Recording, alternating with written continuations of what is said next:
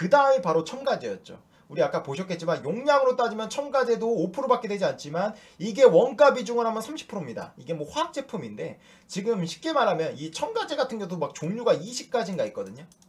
근데 여기서 중요한 포인트는 뭐냐면 이제 중국 시장에서 가장 많이 쓰이는 첨가제가 VC와 FEC예요.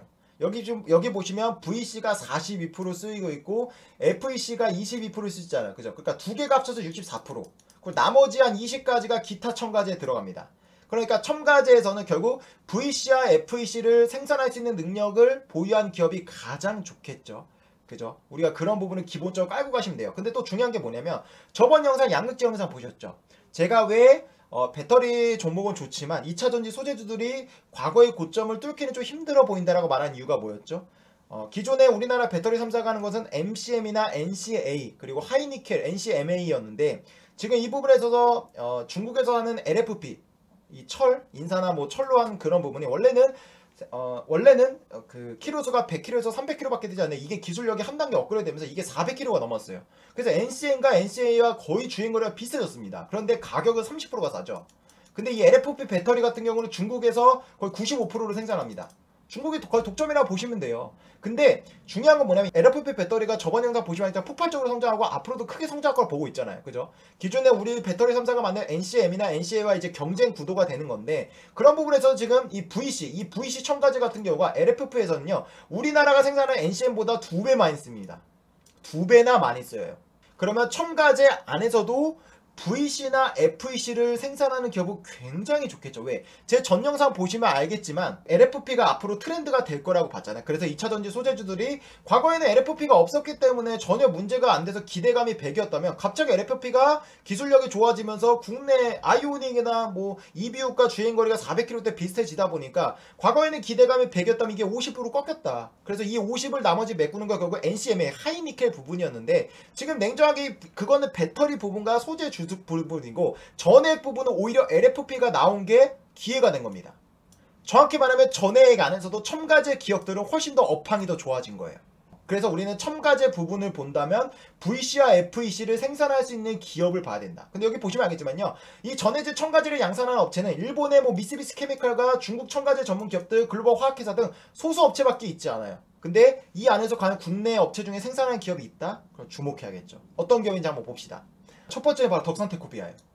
아마 이 종목을 아시는 분도 있고 모르시는 분도 있을 건데 지금 보시면 덕산테코피아가 500억 원을 투입해 2차 전지 전액 첨가제 생산 공장을 신설한다고 20일 밝혔습니다. 바로 이 VC와 FEC 생산하는 전용 시설이다.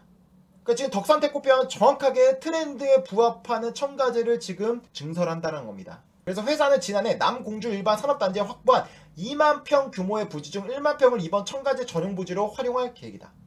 그리고 덕산테코피아가 원래 본업은 OLED 이제 소재를 하거든요. 그럼 뭐 기본적으로 알고 계시고 그래서 얘네 같은 경우 기존에 연간 2,000톤 규모의 VC와 FEC 이제 첨가제를 생산하고 있었는데 이번에 증설을 해서 얘네가 거의 2배 이상 되는 4,000톤 이상까지 늘릴 계획이다. 두 번째가 바로 캠트로스입니다. 캠트로스 같은 경우도 이제 전액 첨가제를 하고 있는데 이게 뭐 레포트가 없어서 제가 다트 가서 레포트를 한번 봤어요. 근데 지금 보시면 이게 단위가 100만 원이거든요. 지금 100만 원, 1000만 원, 억십원. 그러니까 이게 말하면 전액 첨가제를 하고 있긴 한데 얘네가 지금 그 매출액 자체가 64억이에요. 그러면 이게 뭐 영업이익으로 치면 뭐 한 2, 3억 나올까요? 많아봐야 6억이겠죠. 그죠? 그렇게 쉽게 말하면 캠트로스가 그렇게 돈이 되진 않아요. 그러니까 비중이 너무 좀 소규모다. 여기 보시면 그동안 전량 해외업체에 의존했던 양극재 첨가물과 양극재 바인더인 PVDF의 국산화 수혜 뭐 아까도 보셨겠지만 VC와 FEC가 뭐 64% 차지했고 나머지 기타가 뭐 30%였잖아요. 그죠? 아마도 이 PVDF는 기타 중에 하나인 것 같아요. 근데 어쨌든 국산화를 했다. 그렇게 보시면 되고 배터리셀 업체와 공구한 파트너십 강화되는 중. 그래서 얘네도 똑같이 상공장 완공을 하는데 여기서 뭐 가파른 실적이 나온다. 세 번째가 바로 KNW. 이 KNW는 뭐냐면 쉽게 말하면 이 플로우린 코리아라는 기업이 있거든요. 얘네가 이제 자회사예요. 얘네는 아직 비상장인데 얘네가 2023년도에 상장을 할 계획입니다. 그리고 KNW 보면 전체에서 이 지금 전액 첨가제 부분에 있어서 매출 비중은 아직 10%밖에 되진 않아요. 그렇게 좀 작죠. 중요한 게 뭐죠? VC나 FEC를 보자고 했잖아요. 보면 플로우린 코리아는 솔베이 코리아 시절 사업성이 낮아서 중단했던 FEC 이거 아까 보셨죠? 중국에서 가장 많이 쓴 거 첨가제 생산을 재개 올해 첫 매출을 기록했다라고 7일 밝혔다. 이에 대해 기존 100톤 용량의 생산시설 내년 상반기까지 150톤 규모까지 증설을 진행 중이다. 그리고 추가적으로 얘네가 뭐라 말했냐, 지금 얘네가 해당 공장은 뭐 유일한 FEC 생산 공장인데 향후 FEC 생산시설 증설뿐만 아니라 또 다른 첨가제인 VC 생산도 적극 검토 중이다. 검토 중에 아마 하긴 하겠죠. 근데 중요한 게 뭐죠? 너무 작죠. 우리 아까 덕산테코피아 2,000톤인데 4,000톤 하려고 하고 있잖아요. 조금은 이제 규모가 작다. 네 번째, 릭스솔루션. 이건 이제 상장돼 있는 종목인데요. 얘네가 지금 쉽게 말하면 MI판 제천을 인수를 했어요. 이제부터는 릭스솔루션도 우리가 주목해야 되는 종목 중 하나인데요. 여기 보시면 20일, 이거 이번 기사입니다. 지난 20일 2차전지 원료 전문기업 MI판 제천의 100억 원의 유상증자에 참여해 최대 주주에 올랐다. 그래서 이미 유증 이후 지분율이 98%입니다. 근데 얘네가 인수한 MI판 제천이 어떤 기업이냐? 전해액의 주요 원료인 첨가제를 생산한다. 전해액은 배터리 내부 아까 보셨죠? 그래서 첨가제도 비중 자체로 보면 5%밖에 되지 않지만 걔네도 원가 비중은 뭐 35%입니다. 거의 리튬과 거의 비슷한 수준이에요. 얘네도 지금 가격이 전년 동기 대비 2배나 올랐죠. 그래서 결국 첨가제도 내재화하는 게 가장 중요하고, 지금 이 가격도 앞으로 계속해서 우상향이라고 본다면 지금 이런 부분에 있어서 릭스솔루션이 이 기업을 인수한 건 굉장히 좋은 딜이라고 볼 수 있습니다. 오케이, 비즈니스 자체만을 보면 트렌드에 맞는 기업을 인수한 거죠. 그죠? 그래서 여기 보시면 뭐 지난 11월부터 이미 첨가제를 공급하고 있어요.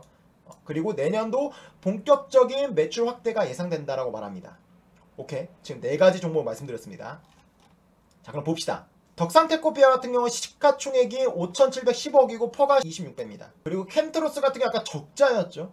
적자였는데 얘네가 이제 이런 부분에 있어서 첨가제를 신성장 동력으로 삼으려고 하고 있죠. 퍼는 70배.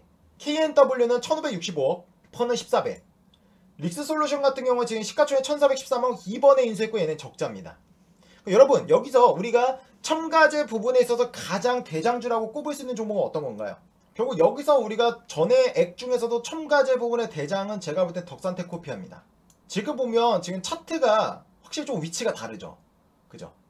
위치가 좀 다르고 캠트로스는 거의 떨어지고, 릭스솔루션은 어쨌든 지금 오를까 말까 지금 릭스솔루션은 위치를 정하는 자리인데 최근에 좋은 딜이 나왔죠. 그러니까 지금 보시면 첨가제, 그러니까 첨가제도 결국 계속해서 우상향하는 원재료 가격이 오른다라고 보면 우리가 전해액 안에서 첨가제에서 가장 주목해야 될 종목은 덕산테코피아입니다. 반면에 릭스솔루션이 적자예요. 그리고 이번에 인수했어요. 그죠? 그래서 지금 어쨌든 시총이 싸다 보니까 우리가 좀 트레이딩으로 좀 재미 볼 수 있는 종목이 이 종목이지 않을까.